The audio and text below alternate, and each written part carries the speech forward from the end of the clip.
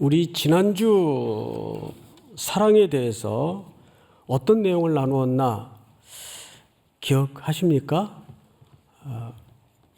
그래서 제가 복습을 좀 하고 시작을 하겠습니다. 사랑은 첫 번째 우리가 함께 했던 내용이 신적 기원을 갖는다. 기억나시죠? 사랑은 그냥 인간끼리 주고받는 어떤 동작이나 행위나 액션이 아니라 그 사랑의 본질은 뭐의 기원을 갖는다? 신적 기원을 갖는다. 우리 6, 7절을 한번 볼까요? 지난주 내용이었는데, 사랑하는 자들아 우리가 서로 사랑하자. 사랑은 누구에게 속한 것이니?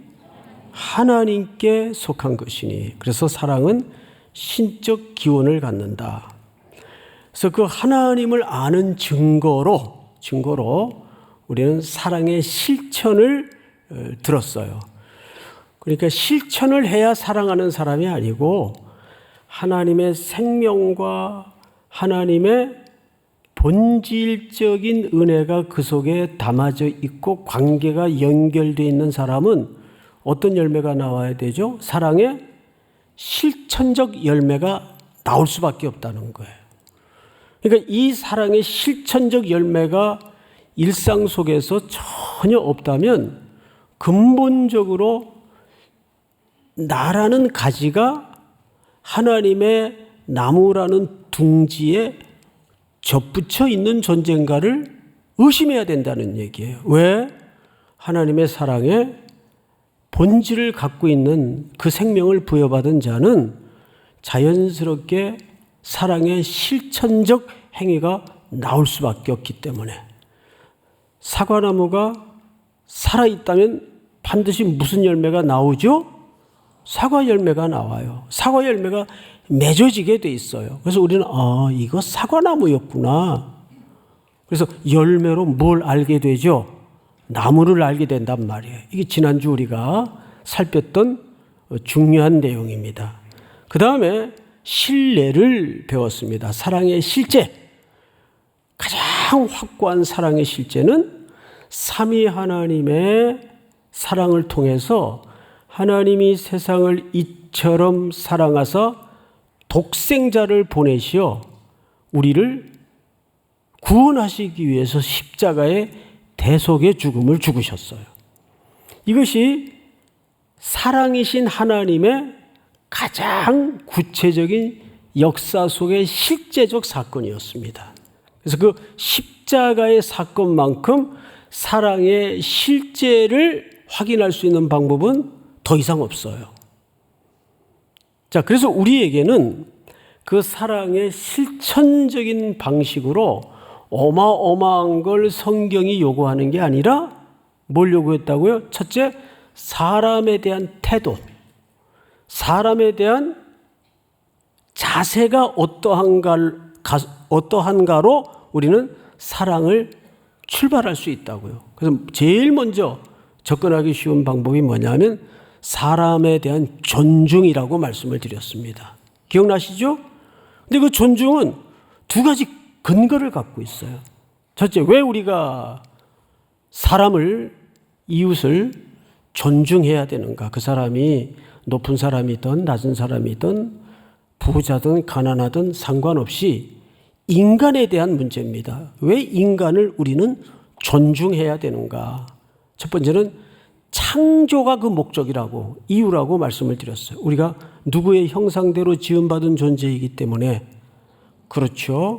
하나님의 형상대로 지음을 받은 존재이기 때문에 모든 사람의 모습 안에는 누구의 형상이 담아져 있어요? 하나님의 형상이 담아져 있어요. 물론 병이 들고 죄가 들어와서 그 사랑이, 그 형상이 이지러진 것은 맞지만 본질적으로는 우리는 원래의 창조의 역사를 통해서 하나님의 형상대로 지음을 받은 존재이기 때문에, 두 번째는 우리는 구속받은 백성들이기 때문에 형제끼리를 존중하고 사랑해야 된단 말이에요. 왜? 그분은 예수 그리스도께서 사랑하셔서 그 형제를 위해서 십자가의 대속의 죽음을 죽을 수 있도록 존귀하게 여긴 영혼이기 때문에 우리가 그 이웃에 대해서 함부로 쉽게 판단하거나 평가하거나 폄훼할 수 없다는 거예요. 그래서 우리가 인간에 대한 존엄한 존중을 해야 되는 두 가지 근거가 뭐냐면 창조와 구속이라고 말씀을 드렸어요. 기억나시죠? 어떻게 기억이 안 나세요? 뭐 저도 보고 올라왔으니까 이 얘기를 하지. 제가 설교를 해도 기억이 잘 안 나요. 자, 이제 오늘은 조금 더 한 걸음 진전해서 저도 이번에 이 사랑의 속성에 대해서 성경을 통해 배우면서 참 많은 깨우침이 있었습니다. 제가 언젠가 한번 로완 윌리엄스의 글을 인용하면서 여러분들에게 큰 질문을 하나 드렸었습니다. 성도들의 신앙의 목적은 행복에 있는가 거룩에 있는가 기억나시죠? 어디에 있었습니까? 그렇죠. 우리 삼일교회 성도들은 바르게 다 대답을 하십니다. 성도의 신앙생활의 목적은 행복해지는 게 목적이 아니에요. 거룩해지는 게 목적인데 그럼 거룩이란 어떻게 되는 게 거룩한 건가? 거룩이라는 것은 하나님과 나 사이에 빈틈이 없는 더 이상 어느 것도 삐짓고 들어갈 수 없는 하나됨의 상태. 이것이 피조물이 창조주 하나님께 가장 거룩한 자세고 거룩한 태도입니다. 이게 정확히 관계 설정이 공고해지면 자연스럽게 나오는 게 뭐죠? 행복이에요. 행복은 종속적 개념이지 행복이 목적이 되어서는 안 돼요. 그래서 이걸 잘못 이해하는 경우가 굉장히 많습니다. 간단히 예를 들어서 가정생활의 가장 핵심적 관계는 부부관계입니다. 부부가 행복해지려면 어떻게 해야 될까요?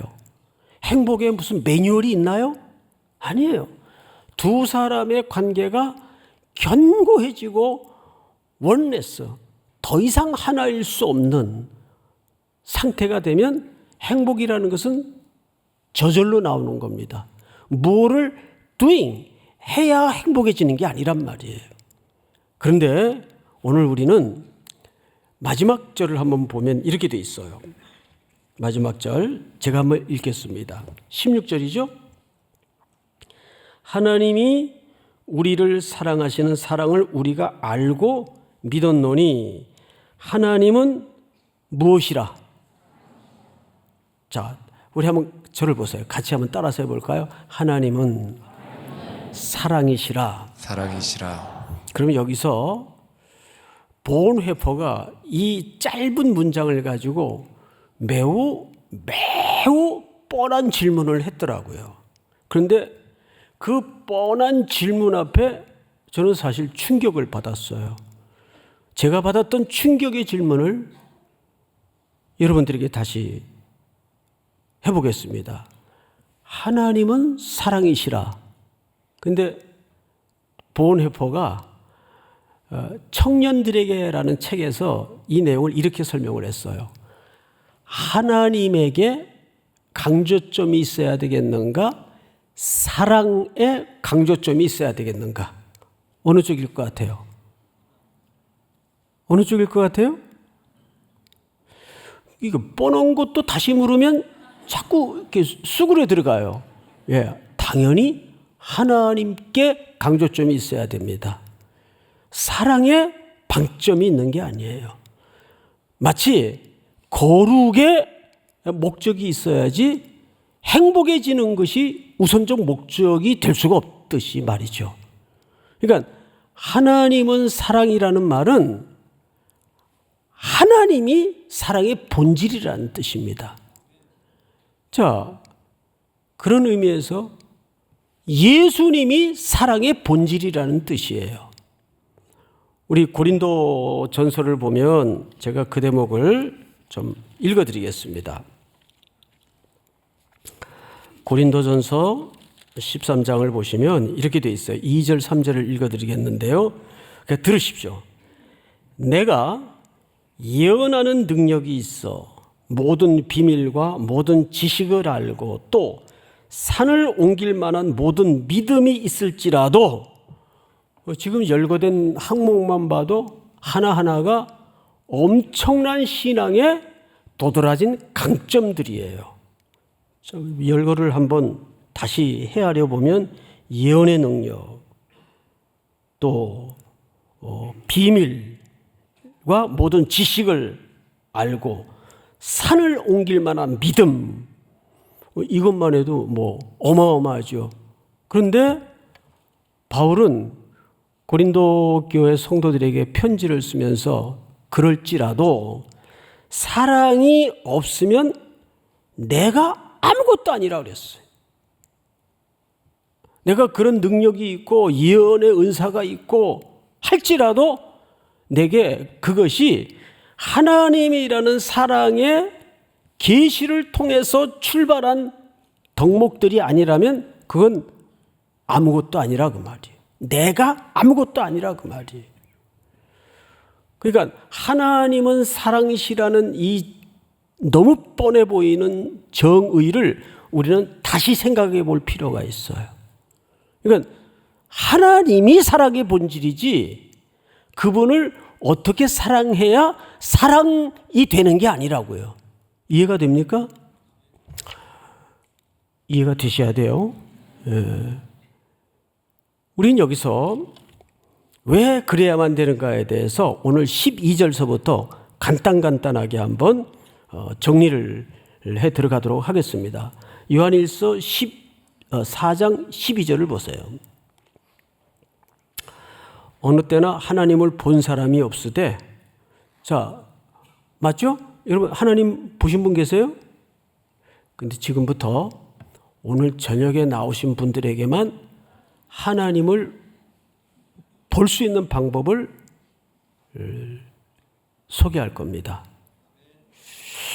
야, 이것도 2단, 3단 나오는 거 아닌가? 다시요. 하나님을 볼 수 없죠. 본 사람도 없죠. 그런데 오늘 저녁에 나오신 분들에게만 하나님을 볼 수 있는 방법을 소개한다고요. 별 기대가 없는데 12절을 보세요. 어느 때나 하나님을 본 사람이 없으되 만일 우리가 서로 사랑하면 하나님이 우리 안에 거하시고 그의 사랑이 우리 안에 온전히 이루어지느니라. 어마어마한 이야기예요. 우리가 육신의 눈으로는 하나님을 볼 수가 없어요. 근데 하나님이 그 안에 계신 것을 확인하는 방법이 있단 말이에요. 우리가 뭐 하면? 서로 사랑하면. 아, 저분에게는 하나님이 내주에 계시구나. 이게 확인이 될 수 있어요, 없어요? 될 수 있단 말이에요. 자, 근데 여기 더 중요하게 얘기를 해요, 요한이. 뭐가 더 중요한 얘기냐면 우리에게 흘러들어온 비상응성의 사랑, 다시 말해서 조건 없이 받았던 그 비상응성의 사랑이 내가 누군가에게 그 사랑을 나누어주고 흘려보냄으로써 누구의 사랑이 완성된다고요? 하나님의 사랑이 완성된다고요. 그러니까 그것이 하나님의 비상응적 사랑이 내게 들어와서 내게만 고여있고 내게만 머물러 있으면 뭐가 완성이 안 된 거예요? 하나님이 내게 부어주신 사랑이 완성이 안 된 거예요. 제 말입니까? 성경의 말씀입니까? 성경의 말씀이에요. 이거를 꼼꼼히 한번 뜯어서 묵상해 읽어보라고요. 12절을 제가 그런 차원에서 다시 한번 읽어드릴게요. 어느 때나 하나님을 본 사람이 없어요. 근데 만일 우리가 서로 사랑하면 하나님이 우리 안에 거하시는 걸 우리가 확인할 수 있다고요? 없다고요? 확인할 수 있다고요. 그래서 그의 사랑이 우리 안에 온전히 이루어지느니라. 이게 왜 놀라운 얘기냐 하면 이런 거죠. 하나님이 우리를 사랑해요. 물론 그것도 온전한 사랑이지만 이 사랑이 완성이 되려면 우리가 이것을 하나님께로부터 조건 없이 받은 사랑을 누군가에 나누어주고 함께하고 흘려보내야 우리 안에 받은 하나님의 사랑이 어떻게 된다고요? 완성이 된다고요. 믿습니까? 이거는 우리가 사랑의 실천적 측면에서 굉장히 중요한 질서입니다. 그러니까 우리가 조수아 지프 박사의 환대와 구원이라는 책을 통해서 우리가 몇 차례 설교를 들었던 적이 있어요. 성경의 굵은 하나님의 구원이 이루어지는 현장을 뜨문뜨문이라도 한번 쫓아가 보세요. 항상 구원의 기적, 생명의 약속은 무엇을 하는 가운데 이루어집니까? 나그네 고아 과부를 환대하는 가운데 생명이 약속되어지고 거기에 하나님의 통치의 핵심 가치인 구원이 일어납니다. 아브라함이 나그네를 환대했다가 생명이 없었던 그 집에서 뭘 약속받죠? 이삭을 약속받아요. 그리고 그 이삭을 통해서 누가 오시죠? 그리스도가 오시는 거예요. 그러니까 사랑은 흘러가면서 예수 그리스도의 실체가 완성되도록 돼 있단 말이에요. 이거 지금 중요한 얘기를 하는데 저만 혼자 하는 것 같아서 조금 답답하긴 한데 알아들으시는 것 같아요. 여러분, 우리가 이 사랑을 흘려보내야 되는 진짜 목적지가 뭔지 아십니까? 그것이 예수 그리스도께서 다시 오심에 대한 완성을 만들어가는 일이다 그 말이에요. 믿습니까? 이거는 우리가 왜 이 땅에 머물면서 받은 은혜를 조건 없이 사랑하고 그 사랑을 실천해야 되는가에 대한 구속적 맥락이고 구원사적 은혜입니다. 12절만 다시 한번 정리를 하자면 이렇습니다. 하나님을 볼 수가 없어요. 그런데 볼 수 있고 확인할 수 있는 방법이 뭐냐 하면 우리에게 조건 없이 임했던 그 은혜를 우리가 이웃을 사랑하면서 확인하는 방법이 있어. 저분은 진솔한 사랑을 흘려보내고 나누는 걸로 보아서 그 안에 하나님의 생명과 그 생명의 본질에서 나오는 사랑이 그 속에 있구나. 그때 비로소 우리 안에 받았던 사랑이 하나님께로부터 부어졌던 사랑이 뭐 된다고요? 완성이 된다고요. 그제서야 이 완성의 끊임없는 흘러가는 과정을 통해서 결국은 누가 오세요? 예수 그리스도가 이 땅에 도래하실 거라 그 말이에요. 그 나라의 권세와 영광을 가지고. 자, 다음 절로 한번 넘어갈까요? 13절. 그의 성령을 우리에게 주심으로. 자, 그의 누구를 주세요? 성령을 주세요. 성령. 이제는 사랑과 성령의 관계를 얘기하려고 합니다. 그의 성령을 우리에게 주심으로 우리가 그 안에 거하고 그가 우리 안에 거하시는 줄을 아느니라. 이 얘기는 무슨 얘기냐면 여러분 2절을 보세요. 2절, 4장 2절 이렇게 되어 있습니다. 제가 읽겠습니다.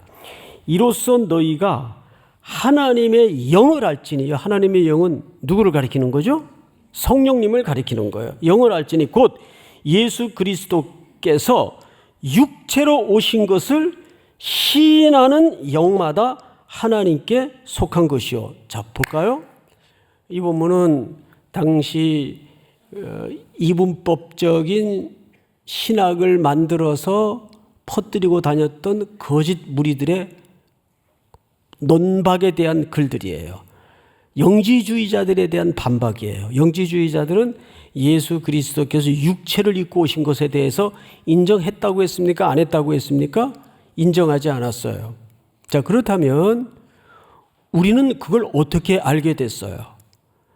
예수님이 육신의 몸을 입고 오셨지만 그분이 곧 하나님의 아들이라는 것을 우리는 어떻게 알게 됐냐 그 말이에요. 이렇게 침묵을 지키시면 좀 도와주세요. 어떻게 알게 됐어요?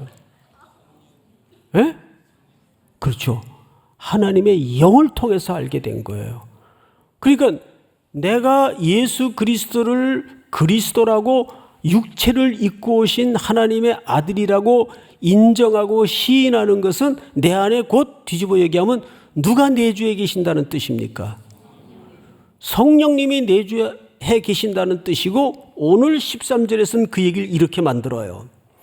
그의 성령을 우리에게 주심으로 우리가 그 안에 거하고 그가 우리 안에 거하시는 줄을 아느니라 그랬어요. 아느니라.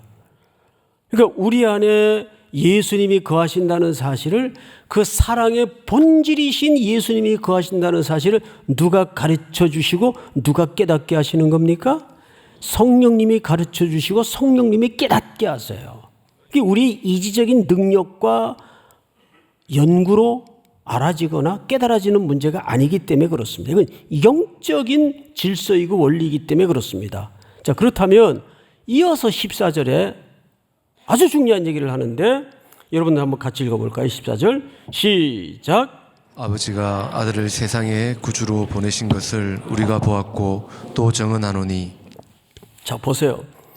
아버지가 아들을 세상의 구주로 보내신 것을 우리가 보았고 또 뭐 한다고 돼 있어요? 자, 앞을 보실까요? 보았고 우리가 그걸 증언한다. 이 얘기를 누가 쓰고 있습니까? 누가 쓰고 있어요? 사도 요한이 쓰고 있잖아요. 그러면 사도들이 예수 그리스도께 가르침을 받아서 예수 그리스도의 삶을 직접 목격해서 뭘 썼죠? 성경을 썼어요. 그리고 다니면서 그들은 그 사실을 증언했습니다. 자, 그러면 이 증언은 누구의 가르침이라는 말이 됩니까? 예수 그리스도의 가르침이라는 말이 돼요. 맞죠? 예수 그리스도께서 가르쳐 준 사실을 누가 깨닫게 하세요? 성령님이 깨닫게 하시는 거라고요. 그래서 여기에는 두 가지 차원의 증거가 있습니다. 하나는 내적 증거가 있어요. 그 내적 증거는 누가 도와주시는 영역이죠? 성령님이 도와주시는 영역이에요. 근데 외적 증거가 있었어요. 그 외적 증거가 뭐죠? 사도들의 가르침이에요. 사도들의 증언이에요. 그게 뭐예요? 이 성경이에요. 성경이 쓰여지고 있었지 않습니까? 그래서 요한 1, 2, 3서를 쓴 겁니다.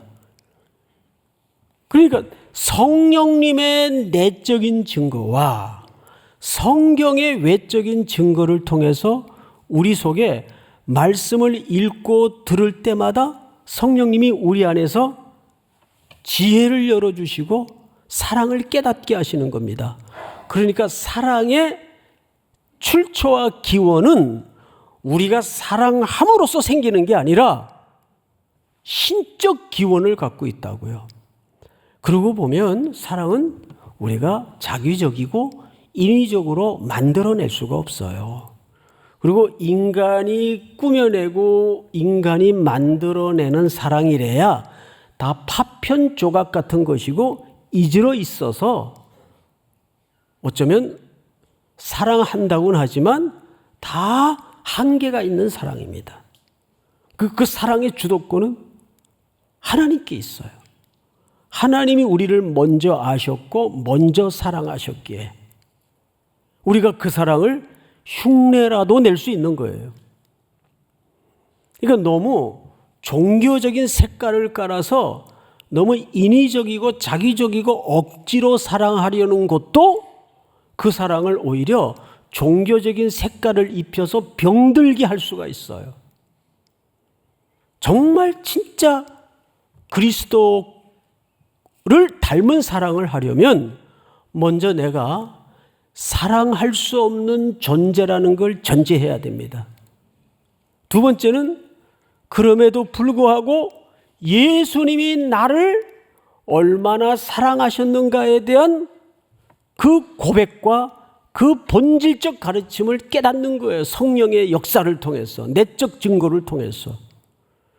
그리고 우리는 그 사랑에 겨워서 그 사랑 때문에 이 땅에 머무는 동안은 겨우 하나님 사랑의 흉내라도 낼 수 있는 거예요. 제가 이런 말씀을 드렸던 적이 있어요. 어느 목사님이 정말 그럴 수 없는 실패한 제자를 다시 기회를 주셨어요. 그러니까 장로님들도 그렇고 또 특별히 동역자들인 교역자들도 목사님 그분 더 이상 안 됩니다. 희망이 없습니다. 근데 듣고 보면 그 만류가 일리가 있어요. 어떻게 그런 사람을 다시 기회를 줄까? 모두가 이해를 못했어요. 모두가. 근데 결국은 1년 있다가 그분에게 다시 기회를 주시는 거예요. 저도 제가 잘 아는 상황이었기 때문에 이해가 안 돼서 목사님께 나중에 개인적인 자리에서 여쭤봤어요. 궁금하잖아요. 목사님, 그 당회도 다 반대하고 특별히 동역자였던 교육자들도 다 반대했는데 어쩌자고 그렇게 기회를 다시 주셨습니까? 제가 직접 여쭤봤어요. 그랬더니 그분이 이렇게 말을 애들로 하는 스타일이 아니라서 아주 직선적으로 이런 얘기를 하시더라고요. 야, 내가 겔 믿냐? 하나님 믿지? 딱 그러시더라고요. 내가 겔 믿냐? 하나님 믿지? 이분은 자기의 한계도 알고 자기가 용서할 수 없고 사랑할 수 없다는 것도 아는데 이분의 모든 그 용서와 사랑의 출처가 누구에게 뿌리 내려 있기 때문에, 그렇죠, 하나님께 뿌리 박혀 있기 때문에 그 용서와 사랑을 다시 할 수 있는 거예요. 근데 그분의 그 단도직입적인 한마디가 제 평생에 아주 큰 좌우명이 됐어요. 뭐에 대한? 사람에 대한 이해의 큰 디딤돌이 됐습니다. 야, 내가 겔 믿냐? 하나님 믿지? 맞아요, 틀려요? 맞습니다. 이것은 우리가, 그래서 제가 그분에게 이런 저 혼자만의 평가를 갖게 되었네요. 저 어른의 리더십이 자기가 만들어낸 리더십이 아니고 하나님을 신뢰하는 데서 출발했구나. 맞습니다. 교회의 리더십은 어떤 강력한 카리스마와 어떤 리더십의 스킬로 만들어지는 게 아니에요. 교회 리더십은 하나님을 신뢰하는 그 기초에서부터 출발해야 됩니다. 믿습니까? 그래야 우리는 용서할 수 있고 사랑할 수 있지, 그 사랑과 용서를 우리가 만들어낼 수가 없어요. 우리가 만들어내는 거래야 기껏 찌꺼기 정도의 수준밖에 안 돼요. 자기를 과시하기 위한 용서일 수도 있고 자기를 드러내기 위한 의의를 만들어내는 자비로움일 수도 있어요. 인간은 그럴 수밖에 없어요. 항상 이 사랑이든 용서든 그 기원은 누구께 뿌리해야 됩니까? 하나님의 사랑. 믿습니까? 왜? 그분이 사랑이시기 때문입니다. 아멘. 이제 오늘도 우리가 이제 4시 반부터 1시간 동안 이제 피택되신 분들 교육을 오늘부터 시작했어요.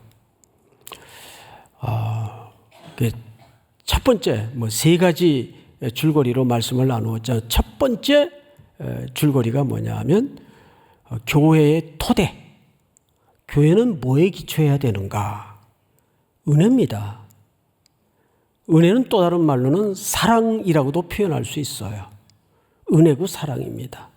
우리가 자격이 있어서가 아니라 그럴 만한 근거를, 여지를, 가능성을 갖고 있어서가 아니라 전적인 그리스도의 대속의 죽음과 그 비상황성의 사랑이 교회의 토대고 내 인생의 토대가 된 겁니다. 믿습니까? 자, 이제 마지막으로 15절을 한번 같이 읽어볼까요? 15절. 다 같이 시작. 누구든지 예수를 하나님의 아들이라 시인하면 하나님이 그의 안에 거하시고 그도 하나님 안에 거하느니라. 여기서 우리가 한 가지 조심스러운 것은 뭐냐면 누구든지 예수를 하나님의 아들이라 뭐 한다고 돼 있죠? 시인한다고 돼 있어요. 시인이 뭘까요? 여러분, 여기서 말하는 시인이라는 것은 내가 동의한다, 이런 단편적인 어떤 부분을 얘기하는 게 아닙니다. 여기서 적어도 예수 그리스도를 시인한다는 말은 어디 자리까지를 요구하는 걸까요? 삶의 자리까지를 요구하는 거예요. 나는 돈보다는 하나님이 가장 중요해. 말은 그렇게 할 수 있어요, 우리가. 이거를 소위 무늬만 크리스찬이라고 해요. 그 명분론자들이죠. 교회 안에는 그런 명분론자들이 얼마든지 있을 수 있어요. 그렇다면 정말 그분이 나는 돈보다는 하나님이 더 중요해 라고 시인하려면 그 갈래길에 서서 우리는 분명한 삶의 태도에까지 그 열매가 나와야 그게 진짜 시인하는 자리입니다. 배고파 찾아온 나그네에게, 가난한 이들에게 형제여 우리 기도합시다. 그리고 땡치고 안녕히 가세요 그러면 아니죠. 그거는 자기 지갑을 열어서 담은 얼마라도 밥을 함께 먹든지 밥 먹을 값을 지불해 주든지 거기까지가 정말 나그네를 대접할 줄 아는 예수님의 그 본성을 닮아 있는 DNA가 그 속에 있구나. 그게 시인하는 자리입니다. 여기서 말하는 시인은 입으로만 명분론자가 되라는 말이 아니고 우리 삶의 영역까지 이렇게 시인의 영역을 넓혀 보면 신앙생활 하기가 만만해요? 정말 만만치 않습니다. 세상의 비겁한 요구 앞에, 얄팍한 시험 앞에, 불의한 이익 앞에서 단호히 돌아서고 아니요 할 수 있는 거기까지가 시인하는 자리입니다. 그러니까 예수 그리스도를 시인한다는 것은 단순히 립 서비스의 영역만에 머무는 순종이 아니라 우리 실제적인 삶의 자리까지 나아가야 된다는 것을 그렇게 설명하는 겁니다. 믿습니까? 오늘 이 말씀이 여러분들이 일상 속에서 그리스도의 사랑을 실현해내는 순종으로까지 확대될 수 있기를 주의 이름으로 축복합니다. 다 일어나십시다. 그 크신 하나님의 사랑,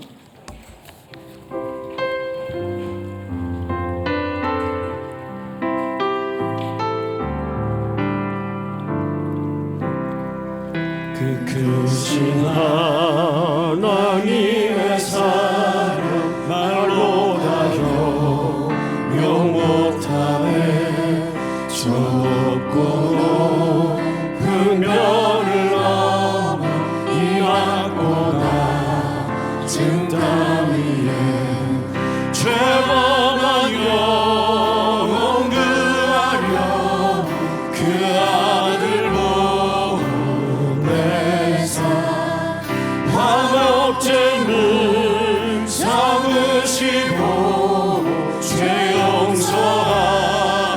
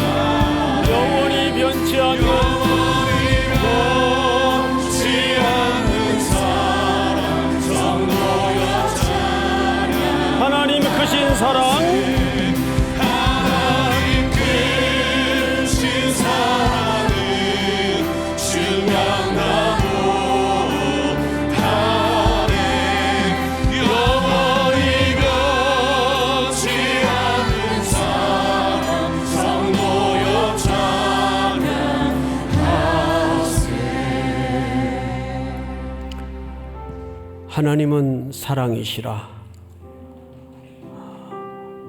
하나님은 사랑의 본질이심을 우리의 삶을 통해 실천하게 하시고 완성해 갈 수 있도록 복을 주옵소서.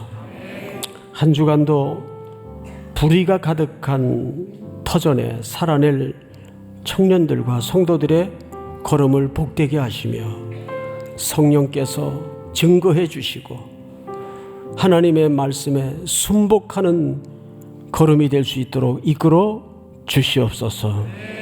만나는 일, 되어지는 사연마다 복되게 하시고 저들을 통해서 기근으로 가득한 혼잡한 시대가 길을 찾고 허기를 메꾸는 축복의 통로가 되도록 함께하여 주시옵소서. 병상에 누워 신음하는 환우들을 돌아보시고 연세가 높으신 어르신들의 일상을 평안케 하시며 여러 가지 각종 질병에 묶여 신음하는 이들의 고통을 눈물겨운 주변 사람들의 간구를 기억해 주시옵소서. 지금은 우리 구주 예수 그리스도의 은혜와 하나님 우리 아버지의 사랑과 성령님의 교통하심이 오늘 머리 숙여 경배를 드리는 사랑하고 사랑하는 3일의 성도들, 해외, 군에 멀리 출타해 있는 가족들, 복중의 생명까지 영원토록 함께 있을지어다. 아멘.